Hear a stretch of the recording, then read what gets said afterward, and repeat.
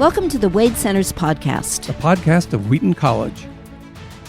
This is from Chapter 3 of Perelandra, Miss Ransom's arrival on the planet Venus. He seems to have been awakened, if that's the right word, from his indescribable celestial state by the sensation of falling. In other words, when he was near enough to Venus to feel Venus as something in the downward direction. The next thing he noticed was that he was very warm on one side and very cold on the other, though neither sensation was so extreme as to be really painful. Anyway, both were soon swallowed up in the prodigious white light from below, which began to penetrate through the semi-opaque walls of the casket. This steadily increased and became distressing in spite of the fact that his eyes were protected. There is no doubt that this was the albedo, the outer veil of very dense atmosphere with which Venus is surrounded, and which reflects the sun's rays with intense power. Welcome to the Wade podcast. Thank you for joining us for this series on the Lost Lewis tapes. What you just heard was C.S. Lewis reading from Chapter 3 of Perelandra. And we're going to have more of that for you later in this podcast. But first, I am joined by the author of Planets in Peril, David Downing, who is a specialist on the Ransom Trilogy, and Aaron Hill, who is a theologian and our producer. We also have the voice of C.S. Lewis with us. And we are going to play for you later in the podcast, Lewis reading from Perelandra. This is an incredibly exciting opportunity. The Wade Center have had these tapes of Lewis's voice since 1982, and this is the first time the Wade has made them available to listeners around the world. 1982, wow. Yeah, Right. yeah. I was 40 born years. in 1982. Oh, wow. You baby. But this is a reel-to-reel tape, so that makes you from the reel-to-reel world. I know. And Jack, thank you for joining us for this session. It's really a pleasure to have you return from the other side. Yeah. Return from Perelandra. Exactly, from He's been Perelandra. at Perelandra, and he's with us today. Well, in that hideous strength, Ransom gets to go back to Perelandra and join King Arthur. So it's kind of an appropriate metaphor. Yeah. And when you hear Lewis's voice, you will recognize a type of deep tone that sounds a lot like Alfred Hitchcock, but his voice was one of the most recognized voices during World War II because he was doing his... The Mere Christianity, he has a wonderful voice to listen to. He would make a great reader of other people's books, but he wrote his own books. Yeah. So. He has a very deep voice. Yeah, it's Yes. a bass voice, and it's very resonant, and his tempo is very good. I could listen to him all day. I was going to say, when he starts talking, you just get entranced in it. Right. Well, to prepare us to hear his voice reading Perelandra, and right before we listen to it, we can have a conversation as to why you think he chose this passage to read when he was asked to talk into a reel-to-reel microphone. But how did we get these tapes, Crystal? How did the Wade Center come across these back in 1982? There was an historian at the University of Colorado who was researching Joy Davidman Gresham, the woman that C.S. Lewis married. And so as part of his research, he came to the Wade in the early 80s. And that, of course, is way before they had the present building. But he also flew to Florida to interview Renee Gresham, who was Bill Gresham's second wife. So Joy Davidman and Bill Gresham were divorced, and she went to England after that with the purpose of meeting C.S. Lewis. So Lyle Dorset interviewed Renee, and she allowed him to look at all the files that she had, and he discovered that there were these tapes made in 1960, just a month after Joy Davidman Lewis now had died. Oh, wow. So as soon as Lewis's wife died, Bill Gresham, her first husband, flew to England so he could see his two sons who had been living with the Lewises outside of Oxford. And evidently Bill Gresham brought with him this old-fashioned reel-to-reel, although it was I was going to say, hot technology at the time. Yeah. It looks very old-fashioned to us today. And he just interviewed his son, Douglas, who is a young teenager, maybe 14 even years old. 14, Yeah. and Lewis. And rather than be interviewed, Lewis chose to read from his novels. And so that is why we have his voice. So these tapes are from 1960. They were acquired by the Wade in 1982. The next year, Lyle Dorset became the director of the Wade. Oh, Lyle, and he was there Till for 1990, 7 years, right? for 7 years. Wow. But first, we need to talk about Perelandra as preparation for listening to Lewis's voice. So, David, last episode we talked about Out of the Silent Planet. What do you talk about in your book, Planets in Peril, related to Perelandra? What caused Lewis to write it? Where did it come from? Right. Well, he actually spelled Perelandra P-A-R in Out of the Silent Planet. He was already thinking about other planets. And I think he spelled it that way because it's the paradise planet. Oh. But I'm guessing people pronounced it Perelandra. Yeah. So he changed it to P-E-R. Sounds like parboiled or something. Yeah, exactly. Well, I think he changed the spelling so that people wouldn't mispronounce it. But he was already thinking about an unfallen world that was a paradise like the Garden of Eden before the serpent seduced Eve. So he had been writing a preface to Paradise Lost. He loved Milton's Paradise Lost. He actually had it memorized. People could quote a line from Paradise Lost, which is a book-length poem by John Milton, and he could pick up the following lines. Oh, wow. But he did think that Milton made some mistakes. One was that the Satan character was too impressive. Blake said that Milton was of the devil's party without knowing it because the Satan character is almost the star of the poem in some people's minds. Oh. Can you explain for maybe those who don't know, what is Paradise Lost? I mean, people may have not read it. It's not a common thing that we read in school or anything like that these days. What is Paradise Lost by Milton? It's an epic poem, book length, by Milton, in which he's trying to retell the story of the rebellion of the angels against heaven, led by Lucifer, and then the fall of human beings. He wrote a sequel called Paradise Regained about Jesus coming to earth. Milton wrote a sequel. And some people call Perelandra Paradise Retained because it was an unfallen planet which the devil tries to turn into a fallen planet and replay the Adam and Eve story. Gotcha. But Ransom is sent on a mission to Perelandra to keep that from happening. Gotcha. And Milton wrote this in the late 17th century, right? So right. It was right after the realm of Cromwell. So he was writing after sort of a failed revolution in terms of the Puritans. He was a Puritan poet. And Lewis generally didn't like the Puritans, but he really liked Paradise Lost because it's so brilliantly written. It's a great storyline.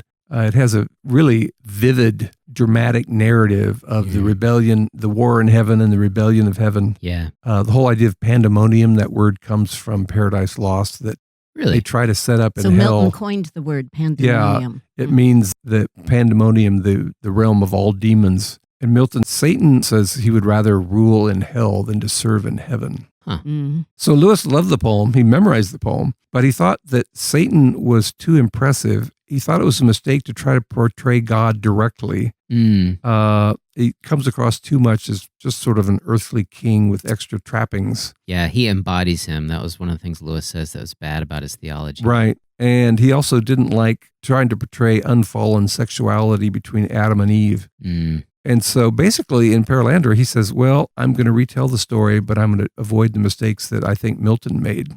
So he got the idea as a sequel to Out of the Silent Planet. He's already gone to the outer planet, Malacandra or Mars. Now he's going to go to the planet on the inside of Earth, and then symmetrically, That Hideous Strength is about spiritual warfare on Earth. And we have another excerpt we'll play next week from That Hideous Strength. Ooh, yeah. His response to Milton may explain why he has repeated references, both in Out of the Silent Planet and now in Perelandra, to the inadequacies of language. Right. When you try to capture transcendent things in language, words aren't good enough. And he has that famous line. Oh, yeah. After he comes, Ransom comes back to Earth, and this is in chapter 3. someone says, "Of course, I realize it's all rather too vague for you to put into words." He took me up rather sharply for such a patient man by saying, and this is Ransom, "On the contrary, it is words that are vague. The reason why the thing can't be expressed is that it's too definite for language." And I think that explains his problem with Milton. It's too definite for language.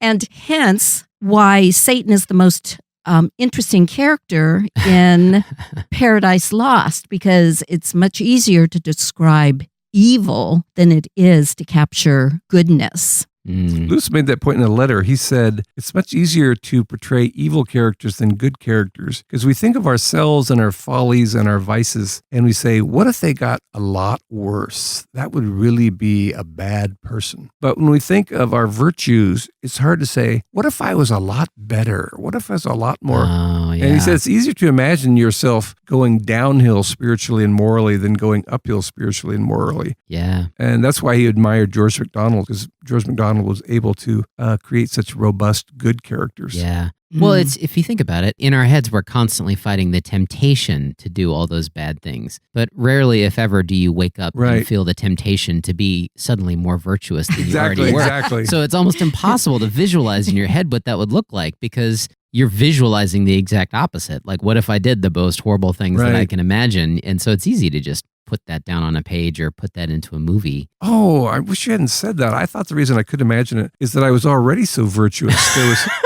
There was no room for upward growth, but you've kind of, popped my balloon here. Yeah. Sorry to burst your bubble there, Dave. Yeah. That's relevant to one of the statements that Lewis makes, and we could talk about the narrative structure of Perelandra, because it starts out with Lewis, the narrator, having been called to meet Ransom at his house. And on the way, he just keeps having all these temptations to turn back. And he says, as he is encountering all these temptations to turn back, "My fear was now of another kind. I felt sure that the creature was what we call good, but I wasn't sure whether I liked goodness so much as I had supposed. This is a very terrible experience. Suppose you struggle through to the good and find that it is also dreadful." Ooh. What he's doing there is he's talking about numinous experiences. This is like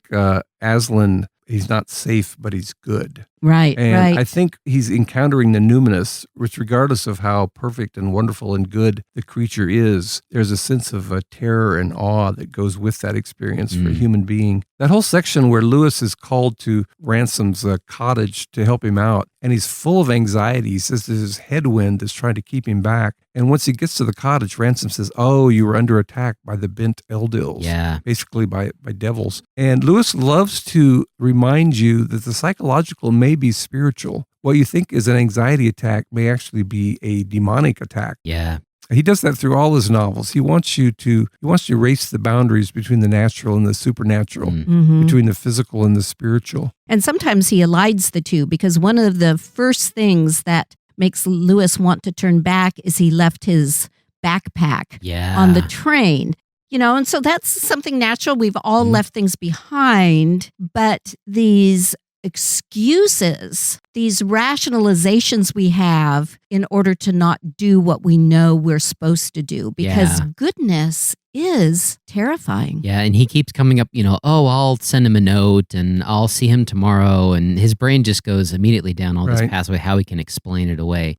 What I like about the opening part when he's going there is he starts to sort of question his own sanity. Right. And then also there's this line, Crystal, where he says, "I suppose everyone knows this fear of getting drawn in, the moment at which a man realizes that what had seemed mere speculation are on the point of landing him in the Communist Party or the Christian Church, the sense that a door has just slammed and left him on the inside." And so there's this fear that these bad elders are putting in his mind of you're getting drawn in, you're going to be on the inside, there's no turning back. Insidious ideology. Yeah. Right. Even paralleling communism and Christianity that way. Yeah. Both of those images, the backpack and the door, have literary antecedents. In Pilgrim's Progress, he has to give up his backpack to continue on his journey. And in Out of the Silent Planet, the last thing he sees before he gets kidnapped and taken off to Malacandra is his backpack sitting there on the porch. And in this story, I think it's not an accident that Lewis leaves his backpack on the train. It represents all your earthly securities that you have to leave behind if you're going to go on a spiritual adventure. Well, and he does that throughout the novel, after he has that spar with I'm getting ahead of ourselves, but he has that spar with the unman, and he wants to put his hands in his pocket and smoke, and he realizes he's naked and he has no cigarettes. There's all this sort of the trappings of, human things that can kind of keep us occupied, that he loses. He doesn't have those security with him. Right. Yeah. He loves that idea. Also about the anxiety. Someone wrote Lewis and said she was really afflicted with anxiety, and she was sorry she was so sinful that she couldn't trust in God. And Lewis said, well, anxiety is actually not a sin. It's an affliction. And you shouldn't be down on yourself because you're feeling anxiety. You should just pray that affliction will be removed. So I think that was a wise comment. You don't want people to be feeling anxious and guilty about feeling anxious. Yeah. Well, and there's also, I would say this, there's also that fear that like these thoughts that you're having in your head are being put in by somebody else. And that can definitely lead you down a very dark path. And you start questioning your own thoughts and your own sanity. And you see that in Lewis, the narrator, as he's trying to make his way to Ransom's house at the beginning. He's questioning even his own thoughts and whether they are his thoughts or somebody else's thoughts. Right.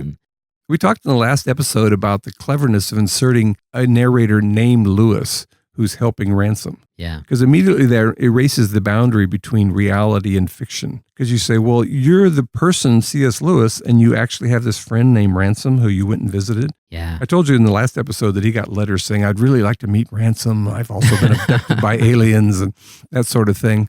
Yeah, so that's a clever device of his. First, he experiences anxiety, and then there's a lot of anxiety in Ransom when he goes to Perelandra. Even though it's a fallen planet, he is a fallen person. Yeah. So he carries all of his own emotional and spiritual baggage with him. Yeah. In the scene we're going to play on audio, he lands in the oceans of Venus or Perelandra. And even though it's a paradisal world, he feels very anxious. He worries about his sanity. He worries about drowning. And it's a fascinating scene because the planet itself is paradisal and there's nothing evil there or nothing dangerous there. But he, as a fallen person, is filled with a lot of human weakness and human fear about this new challenging situation. Yeah. So, Crystal, you mentioned the structure of the narrative. He gets to Ransom's house, and there's this really fascinating encounter that he has with the Eldil of Mars, and he sees this rod of light and he bumps into this cold, wet thing, it's this casket or whatever. It's almost like something out of a horror scene. Right. Yeah. But then there's this encounter. Ransom is like actually coming back from Perelandra. So what does that have to do with in terms of the structure of the narrative? What's unique about that? You mentioned that earlier. Well, I find it interesting that Lewis appended the narrating frame of Lewis meeting Ransom to the end of Out of the Silent Planet. Mm-hmm. But then he puts it at the beginning of Perelandra. And I was trying to figure out why that was, because at the end of Perelandra, we don't go back to the narrative device. We don't hear about Lewis again. Ransom's story just ends. Yeah. And what struck me is Lewis's fears as he is approaching Ransom's cottage and then has this experience that is like out of a haunted house. Yeah. I mean, he even talks about the word haunted, He does. right? Yeah. That AU sound contains within it something haunting, like the moan of a ghost. Yeah. But I think he needed that to counterbalance Ransom when he comes back. Is just talking about how glorious and beautiful Perelandra was. And Lewis strikes me as wanting to present both, and that goodness and transcendence is both frightening and glorious, as is God. Once again, going back to David's statement about Aslan. Of course, he's not safe, but he's good. Well, the word haunted isn't. Somebody should write a book called The Lewis Lexicon about the special ways that Lewis used words like pagan and Puritan and taste and child and boy. Yeah. But one of those words is haunted, and he almost always uses that word to suggest a numinous experience. Going back to, we talked about Rudolf Otto, the idea of the holy. He says in one of his other books, if you said there was a tiger in the next room, you'd have a certain kind of fear. But if you said there was a ghost in the next room, that would be a very different kind of fear. And he uses the word haunted. And I believe this encounter with the Eldil is, once again, for a human being, that's a very terrifying experience. It's a rod of light, and it contains all the colors. When it speaks, it obviously doesn't have lungs and a physical body. He says it almost sounds like a thinking mineral, and it's not quite perpendicular, but he suddenly realizes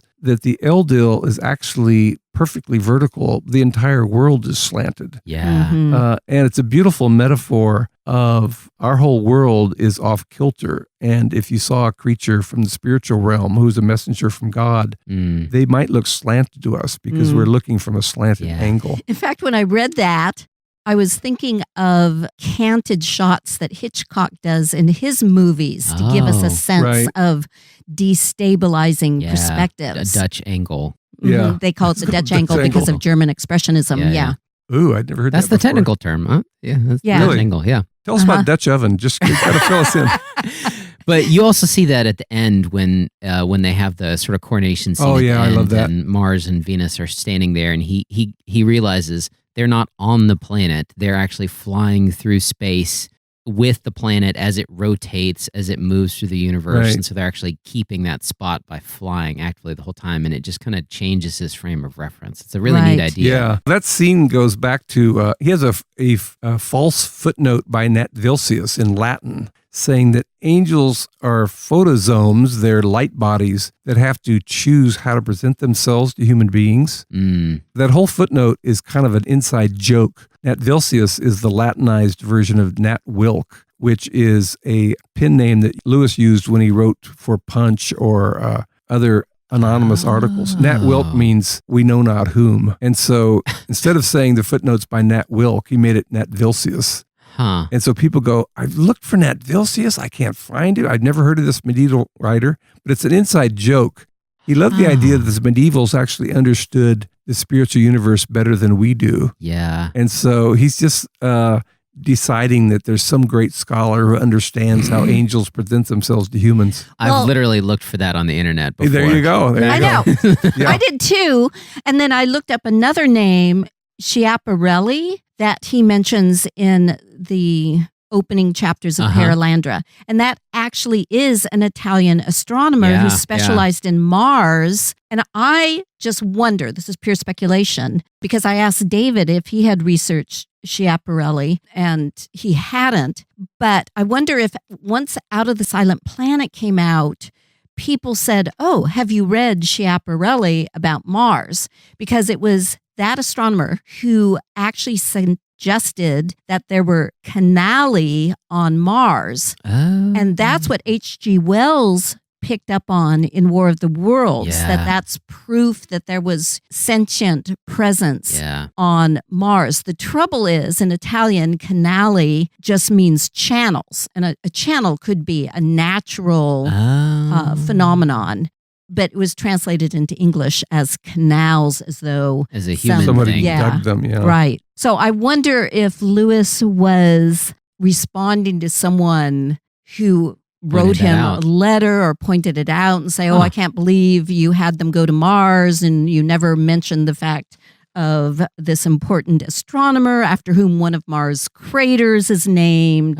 It's just, and he mentions the name twice. Interesting. In Perelandra? Yeah, in the opening chapters. It's fascinating. You can find pictures that people drew of Mars through their poor telescopes where they draw all of the canals and they're trying to make like a map or something. And he actually points out at one point, and he's trying to clarify for them, well, the place where I was this little point, and it was right here, and it was on the corner of this. And I just find that so humorous that they are trying to like draw it, and then they have these really bad maps, and he's trying to point out on one of those maps exactly where he was, you know? Well, Lewis said in a letter that he knew that there were no canals, there were no creatures who dug trenches on Mars, but that was the customary translation of canali. He also knew that Venus wasn't covered with oceans by the time he wrote the book. Oh, really? But since that was the traditional conception, he decided to build on that imaginatively. Oh. That gets us to one of the key images of Perelandra, and that is the floating islands on all these oceans and the proscription against sleeping on the fixed land. Yeah. What do you think Lewis is doing with the whole idea of fixed land versus floating islands? Well, I think this is one of his profoundest theological concepts, is learning to go with the wave and not seek earthly security. He says in Surprised by Joy, when his mother died, the great continent had sunk like Atlantis. All was sea and islands now. Meaning, if you can't prevent your mother from dying, how much security do we have in this life? Yeah. In Spencer, in The Fairy Queen, which Lewis also loved, there are floating islands, but they're a bad thing because that represents instability, relativism. And so he actually reverses the valence of floating islands. Yeah. And he says, actually, we have no abiding city. We have no fixed land. Yeah. And we need to learn to ride the wave. That comes up from the very first segment we're going to play. He really has to understand that the land masses that he's going to meet on Venus ride with the ocean. So they're floating islands. The landscape is constantly changing. Right.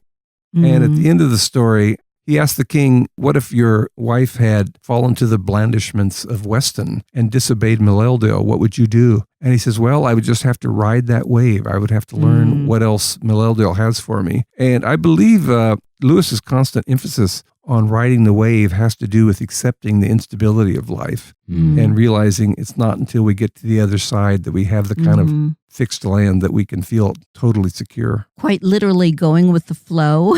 Going with the flow. Well, okay, so I'll say this from a theology perspective, and then we can move on. So there's two kinds of sort of ethics that predominate. One is eudaimonistic ethics, where you're sort of focusing on virtue and its obedience and it's active. I know what the right thing is to do, and I do it. And then the other is more ecstatic. And so that one is basically saying there is no sort of right thing to do in every circumstance, because every circumstance is different and you really have no control over it, which 2020 has only highlighted that we have no control over what's going to happen. And so you see that in scripture where it says like, you don't know what tomorrow holds, so you can't really plan for it. And so the idea is, and you see this also in Ecclesiastes, which is when God gives you something, whether it's, something good comes to you or your mother dies, what the right thing to do in the moment is to respond rightly to God. And so you accept that thing. And so I would say you see that also in Tor's line at the end where he says, all is gift. Right. And there's this idea that the waves are going to come and God is going to give us things that we don't anticipate.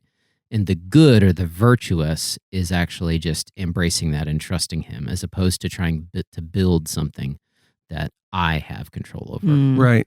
And Ransom anticipates that in the opening chapters when he and Lewis are talking and Ransom is giving him the commission to make sure, you seal down the lid of this casket that's going to fly me to Perelandra. And he says to Lewis, haven't you noticed how in our own little war here on Earth, there are different phases, and while any one phase is going on, people get into the habit of thinking and behaving as if it was going to be permanent. And this it's a type of falling back into the desire for permanence as well as the horror of permanence. Yeah. And you see this throughout the history of Christianity. When Tyndale was translating the Bible out of Latin into English, Christians responded with horror. No, the real language of God's word is Latin. How dare you upset this permanent nature of God's truth? And of course, Tyndale was persecuted for it. And you could trace things like that throughout the history of Christianity, where we want fixed land. It's the King James Bible. People say, I need to read King James. That is the God standard. We want to give to ourselves. We want to have control over when we eat. And you see that in Ransom's temptations throughout the book where, he stumbles into the bubble trees, or he eats the fruit and he thinks, oh, I want to eat that again. And then especially the line with the one with the red berries, and he thinks, on Earth, these would cost, a ton more money, and money would be the way of saying encore without, anybody being able to tell you no. And so there's this idea of like, I want to be in charge of when I receive pleasure and how I get it. And money is my way of doing that. And so he sort of gives you an insight into this core corruption of the human heart that we have in our fallen world, which is being able to say, I'm in control and I get to choose and I get to give to myself what I want. And I want things to stay the same. Exactly. You cannot change them. Yeah. That's how Ransom explains evil to the Green Lady. We haven't gotten too far along in the plot, actually. We'll come back to that. So he meets the Eve of Perelandra, who is beautiful and naked and green because she's so much a part of that vegetative world. And she doesn't know what evil is because this is an unfallen world. And he says, do you ever have an experience where you're looking for one kind of fruit and you find another? She says, yes, that happens, and I always accept what's given to me. He says, what if you kept saying, no, I wanted that other kind of fruit. I don't want this kind of fruit. And she feels like, well, that would be bad. That would be resisting what Meldil has given you. And then Ransom says, well, in our world, the ruler of the world didn't want what Meldil offered him, and he kept clinging to his own idea. And she said, oh, that would be terrible. That would be a mistake. That would be falling out of harmony with the universe. And then he says, he still clings. And it's a beautiful explanation of where evil comes from. So this concept of accepting what's given rather than clinging to what you want becomes pretty much Lewis's paradigm for where evil comes from in humans and even in Satan. Yeah. So you mentioned the casket at the beginning, and we mentioned that. Let's get back to that. So he gets to the house, and Ransom gives him these instructions to basically put him inside of a casket, and he's going to then get sent to Venus, which is very different than the first novel where there's like a spaceship and everything. Right. Why does he send him to Mars in what is essentially a funeral device? I've always found that kind of fascinating. Why a casket? Why not a spaceship? What's the deal with that? Well, part of that was he realized how flimsy the rationalization for the spacecraft getting to Mars was. He said in an interview called Unreal Estates, he was interviewed on tape, and he said, I tried to do science fiction, and here's a rocket, and it has this anti-gravity device. And I realized that it was so implausible. When I got to Perelandra, I said, I'm just going to do fantasy. I'm just going to put him in a symbolic rocket. He actually does say, in the medieval worldview, the angels are the ones that move the planets around their circles. And so if they can move an entire planet, it's not going to be much of a problem to have an Eldil move a casket. Well, it does actually make sense in the book because you think like, okay, well, I can see him, being sent there in a casket and the angels taking, it makes sense, and it is simpler to do it that way, but it's not quite as cool as him riding in a spaceship. Right. Well, I love the phrasing. He says, I'll get into this casket, and accidents apart, I'll arrive at Venus for my mission. And you go, accidents apart. It's fascinating that even Ransom, who's in touch with Eldils and is being sent on a mission by Meldil, the god of this fictional world, but it still accounts for the possibility of random things happening that you don't expect. Yeah. Obviously, the casket is a symbol of death. And so in order to go on this mission, he's going to have to experience a death of self. And it doesn't end when he gets to Perelandra and the casket melts. The entire novel is about he himself becoming a better instrument of the Lord's will. Yeah. He has a lot of rebellion. He has a lot of anxiety. He has a lot of questioning. Why was I sent on such an important mission? At one point, he says, this planet is about to fall. Weston is having more and more persuasive arguments, and I'm afraid that the Green Lady is going to become the next Eve, and she's going to ruin the whole planet. And the voice kind of says, well, that's why I sent you. This is what your mission is. And it's a great breakthrough for him to realize that he himself is being sent on this mission because he's worthy and able to do what he's being asked to do, even though he feels utterly inept. Yeah. It's a beautiful description of Ransom's own spiritual journey. It's not just about saving the planet. It's about his spiritual growth during the story.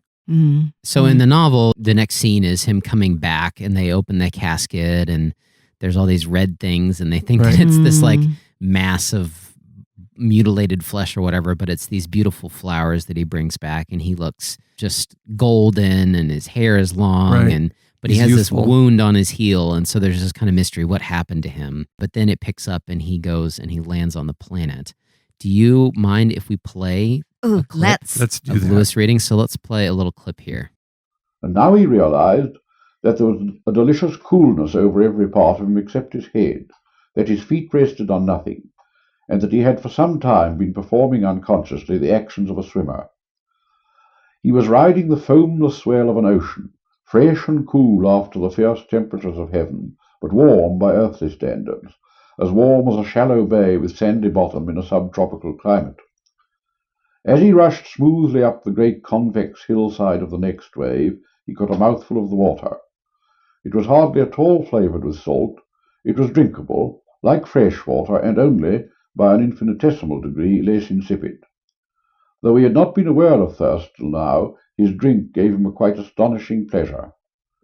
It was almost like meeting pleasure itself for the first time. He buried his flushed face in the green translucence, and when he withdrew it, found himself once more on the top of a wave. There was no land in sight. The sky was pure flat gold, like the background of a medieval picture. It looked very distant, as far off as a cirrus cloud looks from earth. The ocean was gold too in the offing, flecked with innumerable shadows. The nearer waves, though golden where their summits caught the light, were green on their slopes, first emerald and lower down a lustrous bottle green, deepening to blue where they passed beneath the shadow of other waves. All this he saw in a flash. Then he was speeding down once more into the trough. He had somehow turned on his back. He saw the golden roof of that world quivering with a rapid variation of paler lights, as a ceiling quivers at the reflected sunlight from the bathwater when you step into your bath on a summer morning.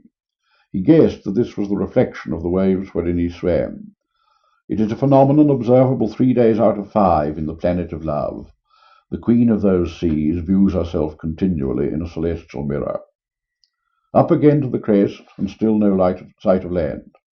Something that looked like clouds, or could it be ships far away on his left? Then down, down, down. He thought he would never reach the end of it. This time he noticed how dim the light was. Such tepid revelry in water, such glorious bathing, as one would have called it on earth, suggested as its natural accompaniment a blazing sun. But here there was no such thing. The water gleamed, the sky burned with gold, but all was rich and dim, and his eyes fed upon it undazzled and unaching. The very names of green and gold, which he used perforce in describing the scene, are too harsh for the tenderness, the muted iridescence of that warm, maternal, delicately gorgeous world.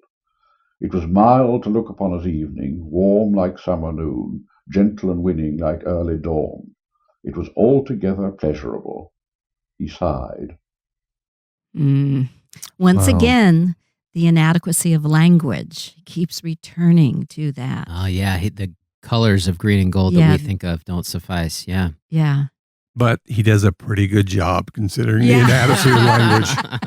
I love listening to these tapes because you have this inimitable prose read by this inimitable voice. And it's very mesmerizing. To me, it's spellbinding to listen to him read his own prose. There's something about having an author read the passage that he wrote, and you get, it's like, you think about it, like he thought that out in his head and the way it sounded, and so then to hear him articulate it, it's really an exciting experience. Right, right. And I'm right from now on. I'm going to go by Dr. Downing. I love this pronunciation of those words. I love the way he says fresh. Yeah, fresh. It's an interesting question why he chose this passage. Bill Gresham had taken this portable tape recorder clear over to England from New York, and I think he wanted to interview his sons. There is an interview with Doug Gresham, who was 14 at the time. Yeah. But there's nothing with David, who struggled how to fit in both the Gresham family and the Lewis household. But as we said earlier, Lewis agreed to read some passages. As I think about it, it's only speculation, but this is a great standalone passage. You don't need any backstory other than he's landing on Venus. It has the common idea that Venus is covered with clouds, but it's an ocean world. And Lewis himself loved bathing in the ocean. In fact, sometimes they would skinny dip in the Isis there in Oxford. So the idea of warm bathing to him would already be a very pleasurable experience.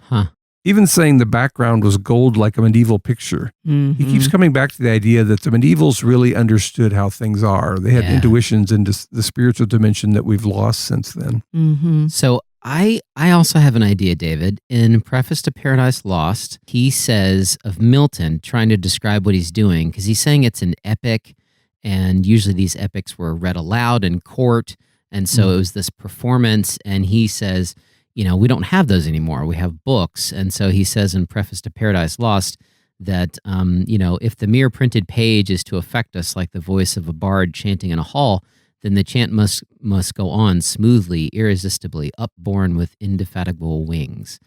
And he says, we must not be allowed to settle down at the end of each sentence. Even the fuller pause at the end of a paragraph must be felt as we feel the pause in a piece of music, where the silence is part of the music and not as we feel the pause between one item of a concert and the next.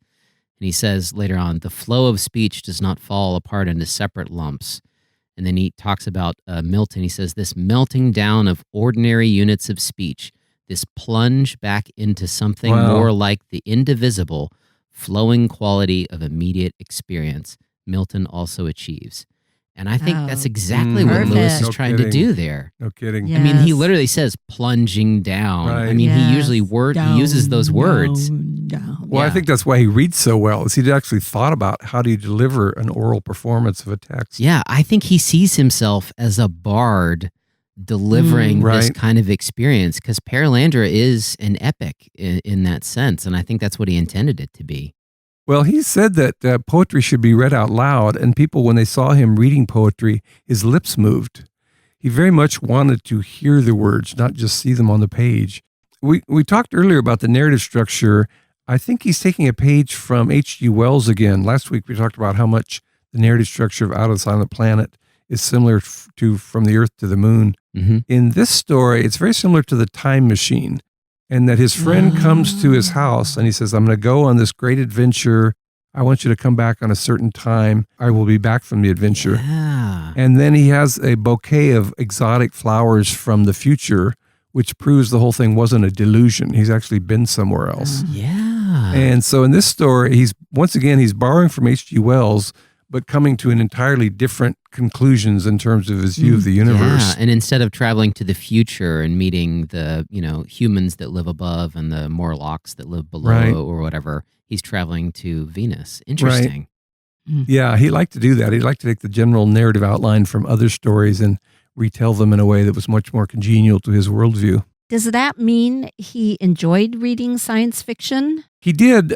He liked H.G. Wells, and he liked Jules Verne and David Lindsay, but he often felt the spiritual subtext was not at all congenial to him. So he really wanted to retell the story from a Christian worldview and to animate our sense of spiritual realities. In fact, he read all these American magazines of science fiction. He admits that some of his ideas in The Great Divorce he got from a story he'd read in one of the American magazines. Oh. So he was unusual for that time, because modernists looked down on popular culture. Mm-hmm. But he loved fantasy and science fiction. I think the whole idea of other worlds, that we can't actually travel to other worlds, but in imagination, the other world of consciousness is worth exploring. And so, yes, he did like reading them, but he often didn't like the thematic context. So he rewrote them in a way that was much more congenial to his Christian faith. Huh. So last episode, I asked you about the Doc Askins encounter and seeing him sort of dealing with mental illness. So the sort of twist in Perelandra is that Ransom lands on the planet. He eventually gets to one of the floating islands, but eventually he sees a spaceship come down and land. Right. And he has to go investigate it with the Green Lady. And Weston comes out of the spaceship, and now all of a sudden he's not there alone. But then after this big speech and this whole thing that Weston has where he calls the spirit into him, what were you saying about the Doc Askins? How does that relate to the two and him sort of going crazy and that kind of stuff? When Lewis was at war, he made friends with Patty Moore, who was in training with in Oxford. But then Patty Moore, unfortunately, was killed in World War I.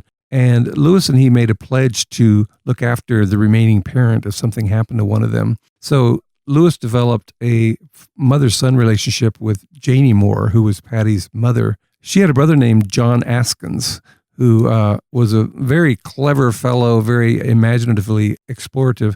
But he got into the occult and spiritualism, and Lewis felt that his fascination with the occult led eventually to a nervous breakdown on Dr. Askin's part. And Lewis was actually there for 2 weeks when John Askins was claiming that demons were trying to drag him down to hell and please stop them. And it was really a horrible, traumatic experience for Lewis. He was highly suggestible, and he started thinking, why don't I fall down on the floor and start writhing and feeling that demons are grabbing me? And after Askins died, even before he became a Christian, Lewis started talking about the enemy with a capital E. He felt that there were some dark spirits that were haunting humanity. And then later on, Lewis, of course, became a Christian, and he had a context for what had happened to him. But it was very traumatic. It comes up in one of Lewis's unpublished works called The Easily Fragment, where a man goes through this horrible nervous breakdown. Askins actually died in his 40s. It was almost this kind of fatal attack of a psychic collapse. So there's several things going on with Weston. In Out of the Silent Planet, he was very into this Wellesian idea that humans were going to keep evolving and colonize other planets and become almost like divine themselves. In Perelandra, Lewis is satirizing the idea of the life force, the Henri Bergson's idea of the élan vital. And Weston says, well, there is no good and evil. There's only forward progress and backward progress. And basically, your idea that they're opposites is totally a misunderstanding. And then he says, well, I have made touch with this life force, and I call him into me right now, thinking it's going to be this dramatic moment of incarnation and power and dynamism. And instead, he falls to the ground. He has a seizure. He actually bites the neck off of a glass bottle and cuts his tongue. It's very unpleasant. And after that, he's no longer Weston the scientist. He's the unman with a capital U. And he's basically a demonized corpse. He can still talk and try to undermine the Green Lady's understanding of Maleldil's will. And it's very clever. It's actually a much more insidious temptation than what Eve faced in Eden. This idea is, well, Maleldil really wants you to spend a night on the fixed land, because even though he gives you this surface command, he wants you to have free will, and he would be pleased if you disobeyed him. And that's a much more confusing temptation. He really twisted. He says if he told you that that's what he wanted, then you would just be obeying it. But because he wants you to do it on your own, and he wants it to be something that you do, he can't tell you. So you have to do it and just trust that this is what he wants. And he just does all these things to twist your mind. Knowledge of good and evil. You have knowledge yourself to make your own decisions rather than obey your creator. And Ransom's frustrated because it's such a subtle argument that he feels like he's losing ground. Although there is a beautiful passage where Ransom says, well, how did that work out on Earth when Earth fell, but then Christ, God himself, came to Earth and basically brought back paradise, or the possibility of paradise on Earth. And the unman howls, and he says he was not actually cursing, he was remembering. So this is the devil who realized that at the time of the resurrection, that his whole plan for spoiling Earth's history had been foiled by God. Paradise has been regained, Paradise as has been Milton regained. put it. But eventually, Ransom, who's had a piebald body, which means part light and part dark, when he was traveling in the coffin, part of his body was exposed to the sunlight and part was not. So the Green Lady calls him piebald because he reminds her of a flower on that planet, meaning partly light and partly dark. And it's a symbol of his divided self, his divided soul. He's not quite sure. Part of him wants to fulfill this mission from Maleldil, and part of him is full of a human sense of inadequacy and frustration. But finally says, this isn't going to be about argument. This is going to be a mythic conflict. I'm enacting myth on this planet. This is going to be a physical battle to the death. And after he makes that decision, he notices that his piebaldness has disappeared. In other words, his will has been united, and he understands that he needs to physically do battle with Weston rather than try to out-argue him. That scene where they fight is really jarring. It is. Wow. It disturbs some critics, and they feel like in a novel of this sort, a novel of ideas, you should refute the person or embarrass them or somehow or other gainsay what they're saying. You shouldn't have to resort to physical conflict. And Lewis's excuse, I think, is that on Perelandra, you're enacting myth. You're not having a normal conversation. I still think that may be a weakness of the novel. It may move too quickly from a novel of ideas to a novel of combat. I think the fighting, though, because he has this experience in the dark where his voluble self is Right. sort of chatting away and going through all these things. And what I love is how he deconstructs all the different excuses that we give Right. for fighting against evil in this world. Oh, well, I just have to have faith that Right. it'll all turn out good in the end, or I just have to trust that God will do what's right. So he goes through all these and they all snap like violin strings. And in the end, he realizes that something does really depend on him and he actually has to do something. And he can't out-reason Satan. And I think that's actually a very powerful idea that he has in the book. It doesn't necessarily mean that we need to all resort to violence in order to defeat evil. Too often we try and argue with the darkness, and you can't speak rationally to somebody who's Right. being irrational. Right. And I think that is a good point that he makes in the book. Maybe we don't need to get into fistfights with people, but I think he does have a good point there about trying to argue with Satan. Yeah, I think that's a takeaway from the novel is if somebody says something you find offensive, you should physically attack them. Am I misinterpreting what you said? No, that's not. Oh, sorry, I didn't. No. I didn't get that right. Well, the whole ending is interesting because it takes up a third of the novel, his wrestling with Weston. Yeah. My theory that I talk about in Planets in Peril is that Weston is actually a shadow of Lewis's former self. In his early 20s, he entertained the idea of the life force inside of us, and we all have a spark of divinity, and we have to cultivate that spark. And later he realized that was almost a diabolical philosophy. Yeah. So I think part of the reason the ending of the novel is so long is Lewis is trying to sort of exorcise this part of himself, which was fascinated by this alternative spirituality. Yeah. So they go way down in a cave, which symbolically, once again, seems to be death of self. It's totally dark. They climb up a mountain. Finally, he actually says in the name of the Father, the Son, and the Holy Ghost, and he smashes Weston's head. And then he comes out on what he calls the top of the holy mountain. Yeah. Which this is straight out of Dante. Yeah. Coming out on the holy mountain in order to have a direct experience of God is very much Dante having survived the Inferno and the Purgatorio. Now he's going to come out in paradise. Yeah. Why do you think he has the bit at the end of the novel after defeating Weston that he makes a memorial to Weston? Oh, yeah, he carves that thing on the Edward mountain Rolls in that Weston. purple rock or whatever. That's a good question. Part of it, it's a giveaway that the incarnation has already happened on Earth because he says in such and such a year after Melildil visited Earth. So it makes it clear that the incarnation has already happened. Lewis's idea for the whole trilogy is that Perelandra is a younger planet, which very early in its cosmic history. They haven't even gotten to the stage yet where they find out whether they're Adam and Eve will fall. Whereas Earth is somewhere in the middle, and then Malacandra is an older planet. There's already been a great battle there, which left the canals or the great chasms on Mars. It's somewhat similar to the Narnia Chronicles, where Charn is a much older world where everything's been destroyed in The Magician's Nephew. Yeah, the White Witch. Yeah. Right. And then Earth is somewhere in the middle, but then Narnia is just being created in The Magician's Nephew. So he has this sense of different worlds having different chronological ages. So but he does say that the universe has turned a corner now. Right. Now that Melildil has taken the form of a man and the Son of God, that from this point on, all now will take that same form. Right. Which is a very fascinating idea. And and Ransom kind of said, he's like, oh, that's really sad to me that there won't be any more Harassa or these kind of creatures that don't look like humans. But he imbues it with a theology that actually has an application in this world. It's very fascinating. It also goes back to the idea of accepting the wave that you're on.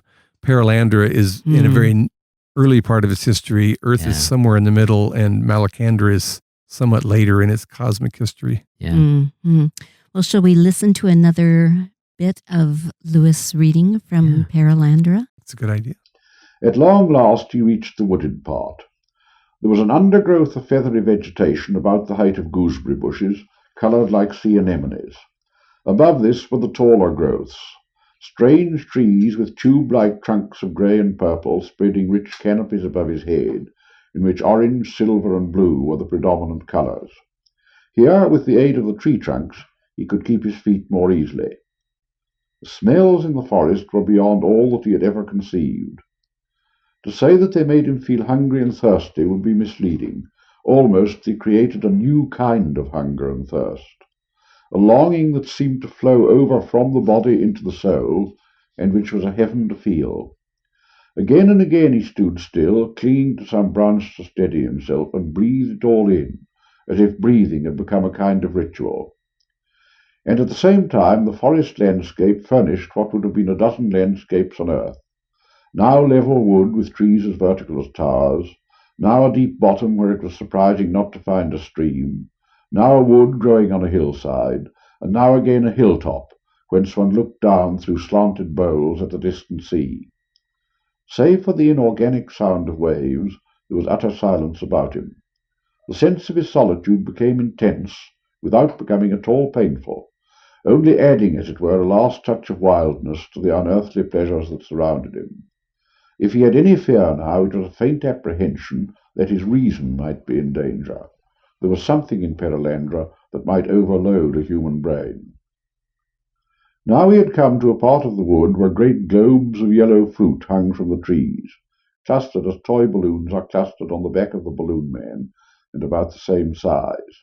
He picked one of them and turned it over and over. The rind was smooth and firm and seemed impossible to tear open. Then by accident one of his fingers punctured it and went through into coldness.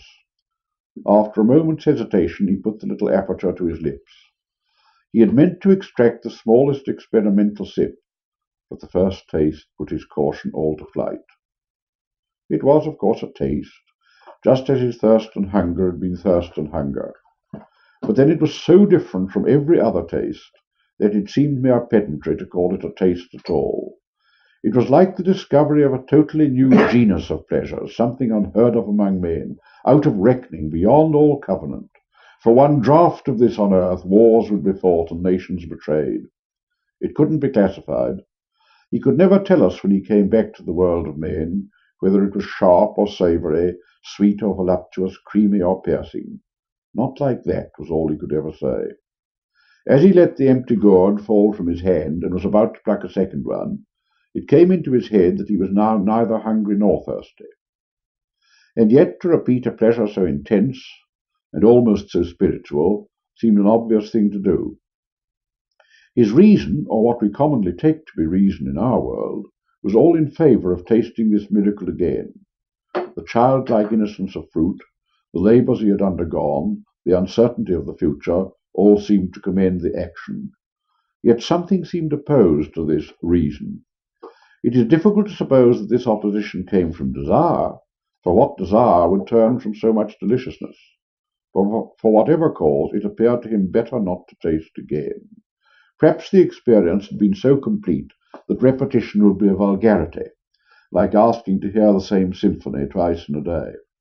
What I love about that is you can hear the people in the background. You could hear a teacup clicking against its saucer.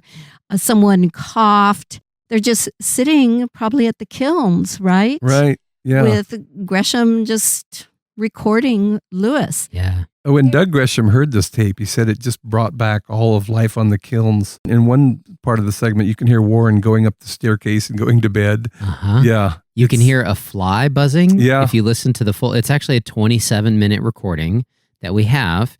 And we are really excited.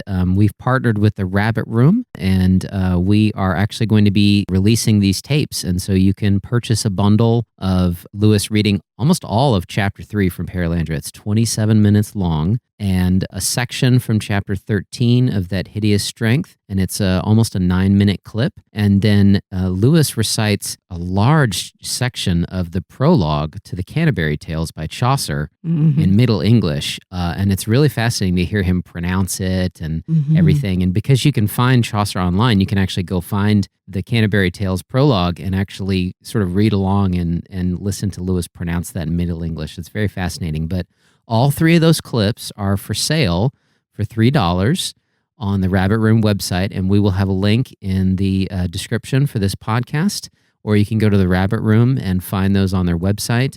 But we're really excited to make these available to everybody. But yes, this after is just all this time. This is just a taste. There's 27 minutes of Lewis reading from Perelandra, and we want you guys to be able to enjoy those experiences and hear the fly buzzing in the background and feel like you're in the room with Lewis. So go find the link in the description and go. It's just $3, and it'll help support the Wade Center. And you guys can let Lewis read to you from these amazing books. So we're really excited about that. From now on, I'm always going to say gooseberry instead of gooseberry. Gooseberry. Yeah. Yeah. Well, next week we're going to talk about That Hideous Strength, and we'll play some of the clips from Lewis reading from that one.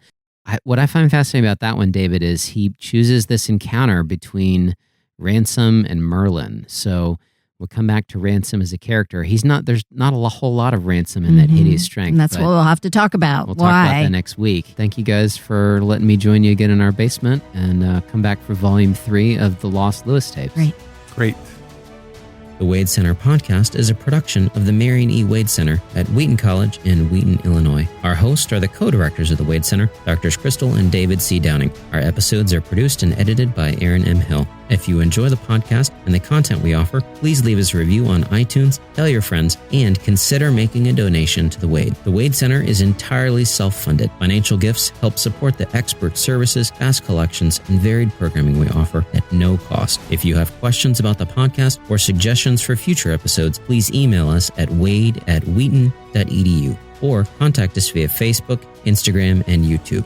To learn more about the Wade Center, our 7 British Christian authors, what we offer, and how to make a donation, visit our website at wheaton.edu/Wade.